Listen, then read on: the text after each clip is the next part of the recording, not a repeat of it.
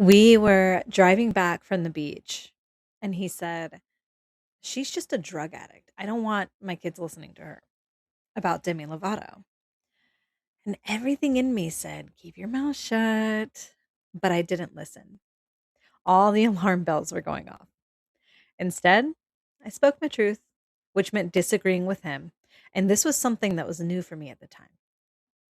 I said, "You can't reduce people to their struggles. She struggled with her addiction publicly, and that's hard enough. And she's also demonstrating the power of not giving up on herself. I think she deserves to be respected, not judged," or something like that. And boy, oh boy, did he not like that. What came next was a string of insults. I was called a bad mom, a lowlife, the works. At one point, this kind of interaction genuinely would have broken me down. I would have crawled back into that pit within myself so no one would have a reason to attack me, and I'd start attacking myself. Why didn't you just keep your mouth shut? Now your kids have to watch this man berate you like you're nothing. Maybe I am nothing. Who am I to have an opinion? I should have known better. Those sound familiar, don't they? I felt stupid for speaking my truth, for taking up space. I felt stupid for having a different opinion than him. And that feeling was not unfamiliar to me.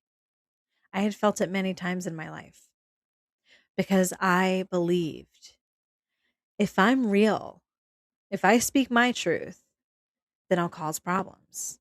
Someone won't like it and something bad will happen. Therefore, being me is a no no. It's dangerous. But really, I was misunderstanding what was happening. And you might be too. How many choices or ideas or perspectives do you just nod along to because you're afraid to rock the boat? Probably enough that you've lost touch with your own truth, with your own voice. I know that's what happened for me. Making trusting yourself feel like the wrong thing to do. How many relationships have you devoted yourself to where you couldn't even be your true self? And then you're lying in bed at night hoping no one figures you out and decides to leave you the same way you've abandoned yourself. How much pain has that caused you? Be real with yourself about it for a minute. But let's zoom out and look at this honestly, okay?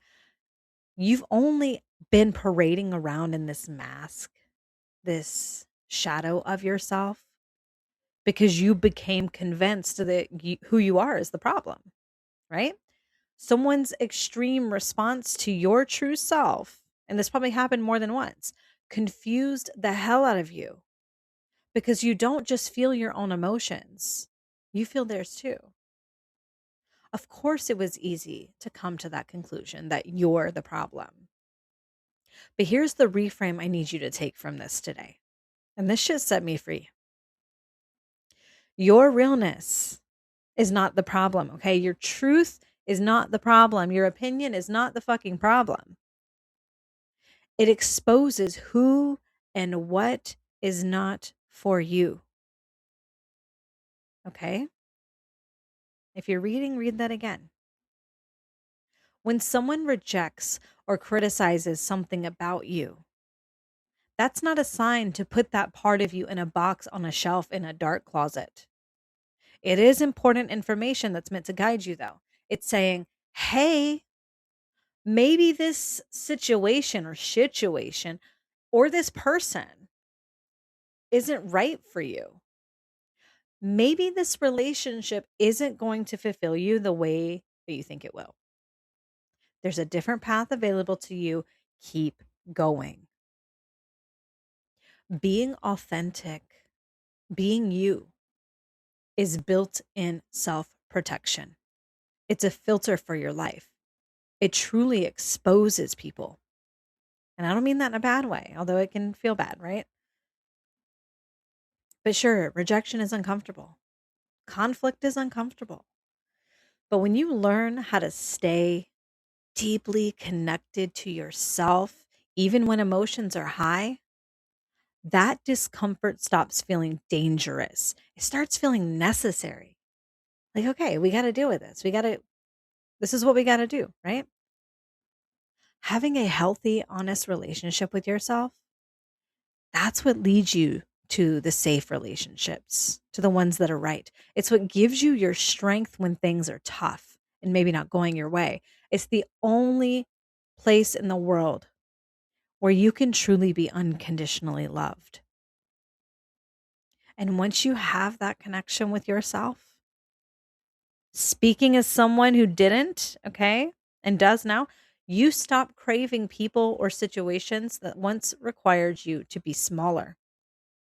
You don't want them anymore. Your relationship to yourself, it is the most important relationship in your life. It's the foundation to every other relationship. And it's time to prioritize it. Your future is counting on it. And you know that.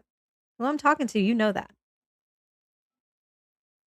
So if you're done sacrificing your peace, right? Your ability to sleep at night just to be accepted by others, then schedule a chat with me. Let's do a clarity call.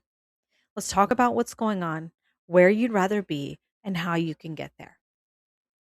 Either way, wear your authenticity like a shield, my friend. Let it scare the wrong ones away because that's when the right ones can find you. Okay? Man. Now, if you consider yourself a sensitive, self aware soul who's breaking a cycle of self abandonment, and this conversation has resonated with you, consider subscribing.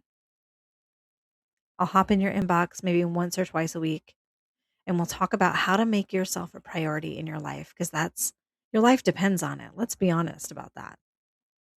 We'll talk about staying grounded even when emotions are high, and we'll talk about taking control of your life story because we're done letting other people write our story for us. We're done letting other people tell us who we are. We're done getting caught up in their emotional slosh, if you will. Okay, you have your own shit to worry about and focus on.